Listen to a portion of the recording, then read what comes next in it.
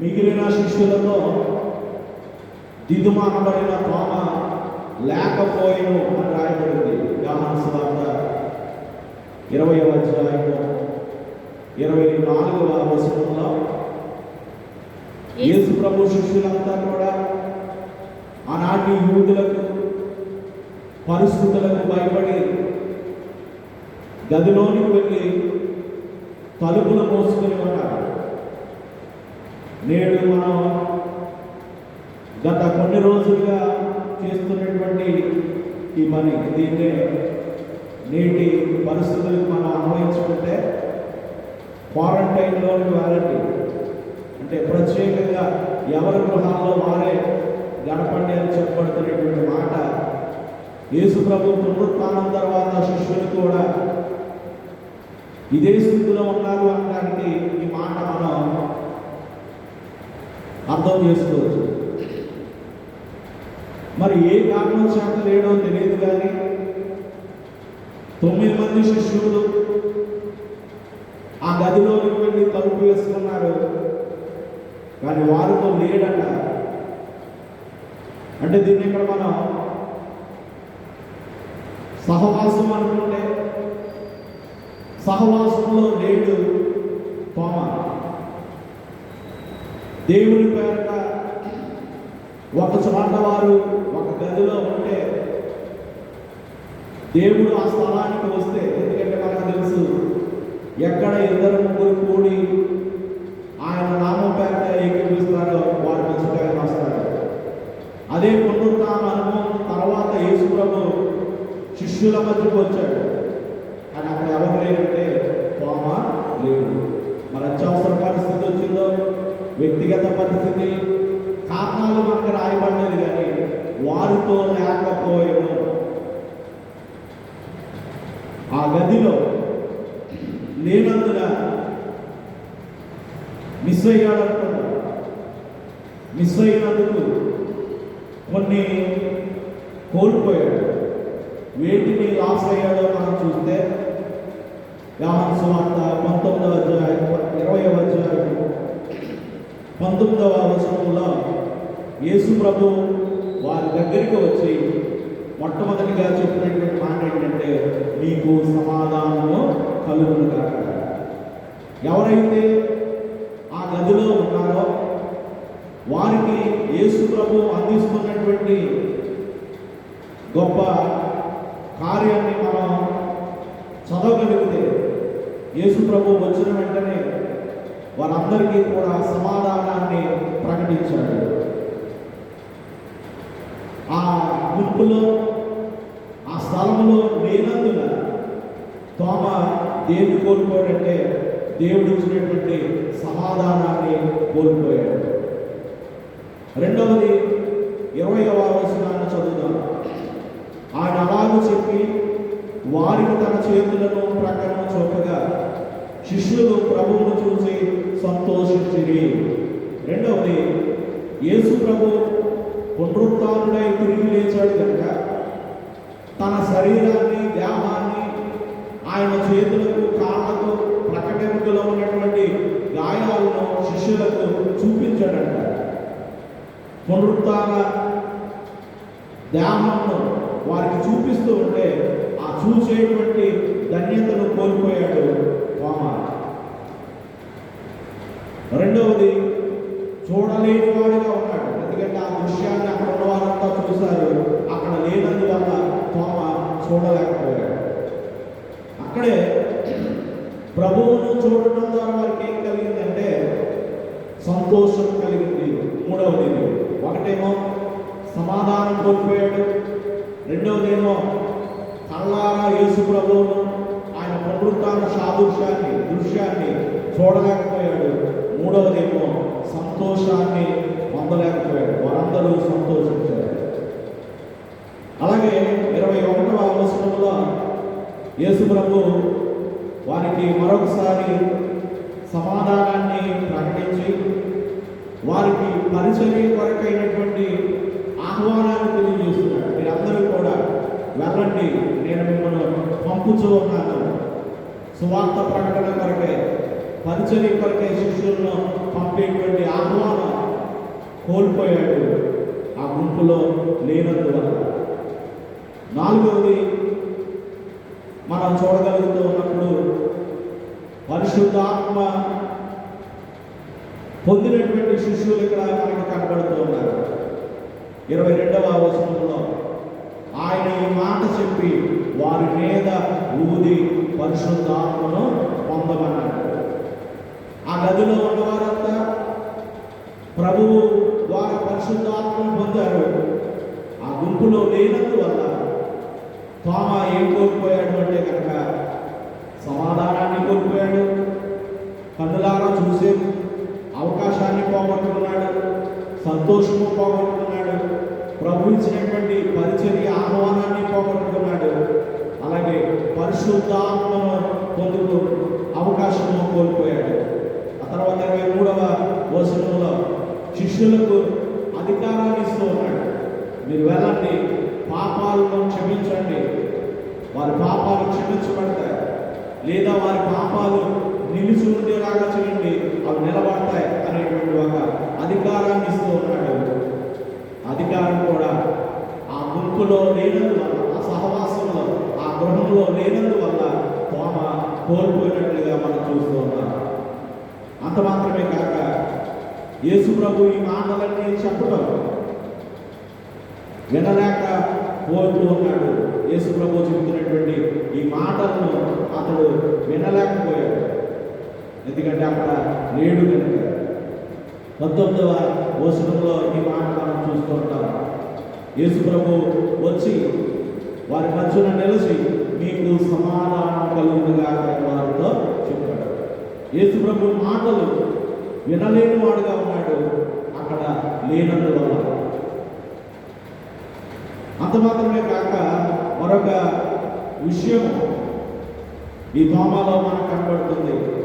25వ వచనాన్ని మనం చూస్తున్నప్పుడు, కనుక తక్కిన శిష్యులు మేము ప్రభువును చూసుదుమని అతనితో చెప్పగా అతడు నేను ఆయన్ను చేతులలో మేకుల గుర్తును చూచి నా బ్రేలు ఆ బ్రేకుల గుర్తుల్లో పెట్టి నా చెయ్యి ఆయన ప్రక్కలో ఉంచితేనే కానీ నమ్మనే చెప్పడం. అంటే ఏమంటాడంటే 9 మంది చూసి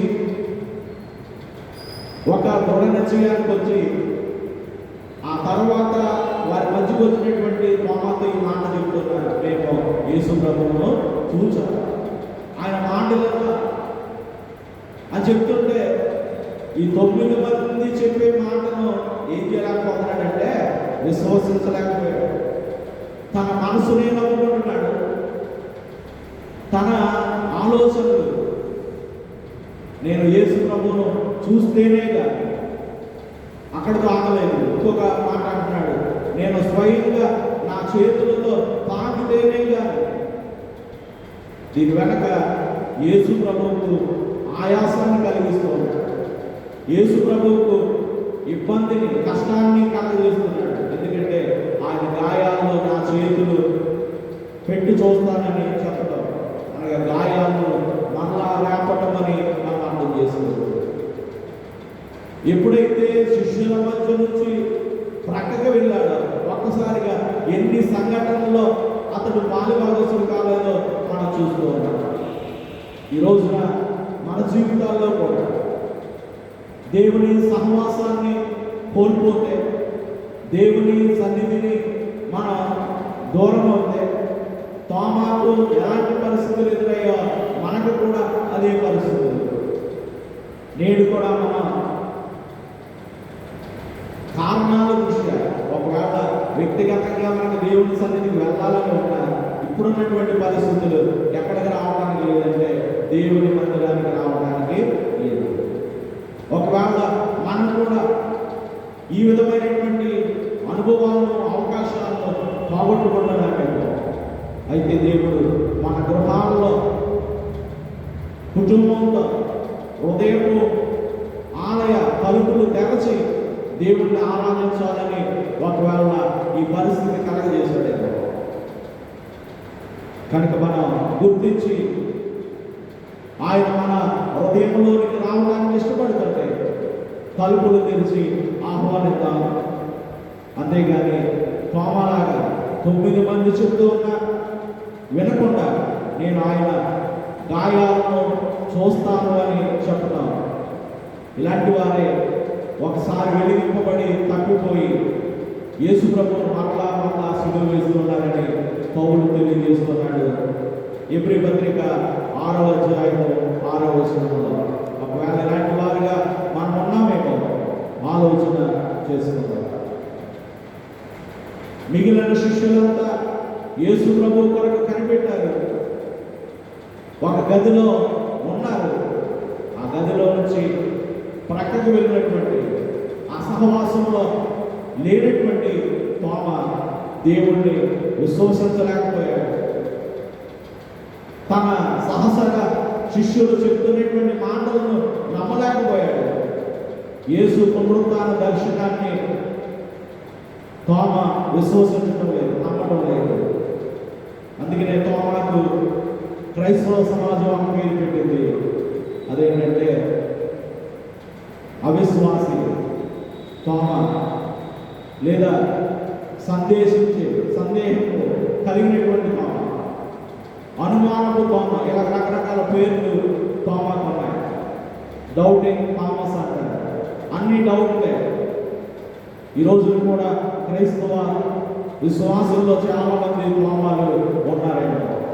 అందుకని యేసు ప్రభు అంటున్నాడు రెండవ విషయం, మొదటి యోహాను పత్రిక 5వ అధ్యాయము 5వ వచనంలో, యేసే క్రీస్తు అయి అన్నాడని, లేదా యేసే దేవుని కుమారుడని మనమందరం కూడా నమ్మాలి అని. మొదటిదేమో యేసు ప్రభు పునరుత్థాన అనుభవం చూపించడానికి వచ్చినప్పుడు తోమానీయుడు నమ్మలేకపోయాడు. రెండవది మొదటి యోహాను పత్రిక 5వ అధ్యాయం 5వ వచనంలో, యేసు దేవుని కుమారుడని నమ్మవాడు తప్ప లోకమును జయించేవాడు మరి ఎవడు? లోకాన్ని జయించాలి అంటే, లోకం అనగా ఇదే మొదటి యోహాను పత్రిక 2వ అధ్యాయంలో మనం చూస్తుంటాం. లోకంలో ఉన్నది ఒకటి శరీరాశ, రెండవది నేత్రాశ, మూడవది జీవపు ధర్మం. ఇవి తండ్రి వల్ల కలిగినవి కావు, ఇవి లోక సంబంధమైనవి. వీటిని మనం జయించాలి అంటే చేయవలసిన పని ఏంటంటే యేసే క్రీస్తుని, లేదా యేసే దేవుని కుమారుడని మనం విశ్వసించాలి. ఈ మాటలో అర్థం ఏంటంటే యేసు చనిపోయి తిరిగి లేచిన వాడు అని. క్రీస్తు అనగా చనిపోయి తిరిగి లేచిన వాడని మనం విశ్వసించాలి. దీన్నే పేతురుతో యేసు ప్రభు, తోమతో యేసు ప్రభు చెప్తున్నాడు. ఏమన్నాడు అంటే, చూసి నమ్మిన వారి కంటే చూడక నమ్మిన వారు ధన్యులు.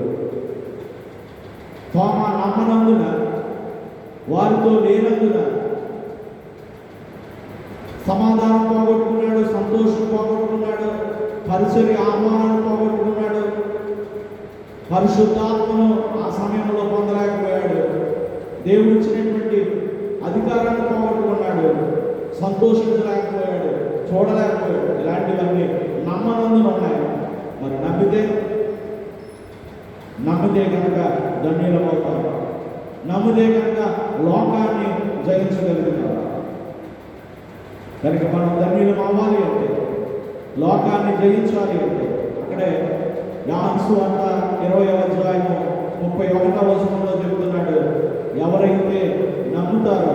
ఇవన్నీ సంగతులన్నీ ఎందుకు రాయబడ్డాయి అని మనం ఆలోచన చేస్తున్నప్పుడు యోహాను సువార్తలో చెప్పబడుతున్నటువంటి ఈ మాట, యేసు దేవుని కుమారుడైన క్రీస్తు అని మీరు నమ్మనట్లును, నమ్మి ఆయన నామమందు జీవం పొందినట్లును ఇవి రాయబడిను.